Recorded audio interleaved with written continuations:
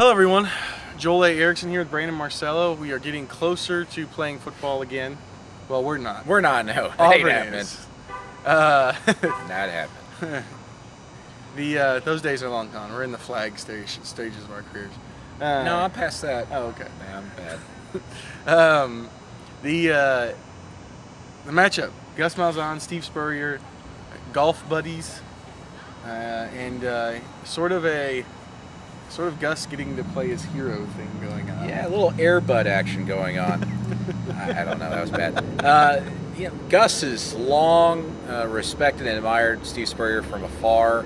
And like a lot of coaches you've noticed in the SEC now, this is so silly, but a lot of coaches wear visors now. I know Dan Mullen does it because he likes Steve Spurrier. Hugh Freeze does it because he likes Steve Spurrier.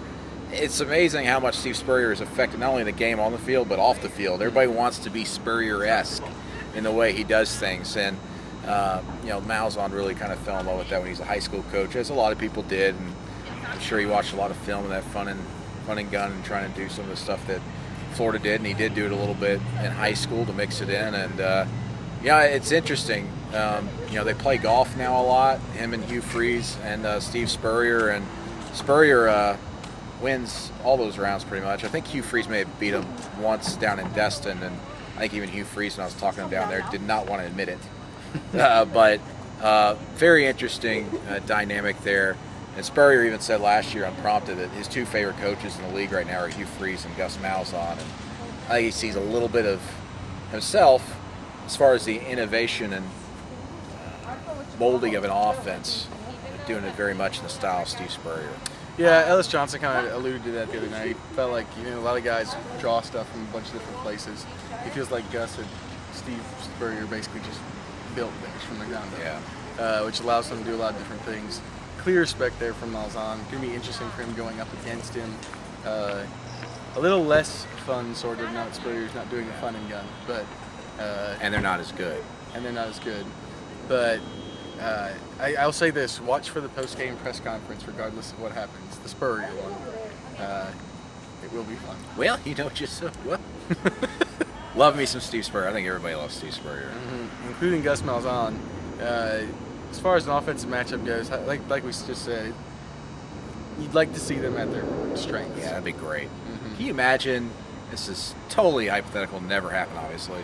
But the prime Florida team against maybe either this Auburn team or Auburn team last year, how fun that been able to cover and watch. I'm sure as the fans, both guys in their prime. Steve Spurrier, what he's done is amazing at both Florida and South Carolina, and maybe even more so at South Carolina, winning 11 games so many seasons in a row. And they had their shot to win the SEC title, and they just so happened to do it when the SEC was at its strongest, perhaps. And you wonder, is Spurrier going to be able to get back up top of the mountain there at South Carolina? Because who knows how much longer he'll be in it, and if he's able to get that talent level back up here in the next couple of years. Anyway, shouldn't be an icy exchange either pregame or postgame. Yeah, it won't be like something testy like everybody was thinking, like with Arkansas and Auburn the last couple of years. Spurrier will probably crack a joke, and Gus in his driveway will crack a joke back. So that's funny. First of two games in a row, right? Yeah. Against friends for Gus. It should be fun games. And fun games. It'll be fun to watch. I thought it was funny that Gus said he used to wear boring old hats. I like boring hats. Thanks, Gus. Just no snapbacks like Rhett Lashley wore. No, I'm back not a in big the snapback fan. Late 90s. Snapbacks.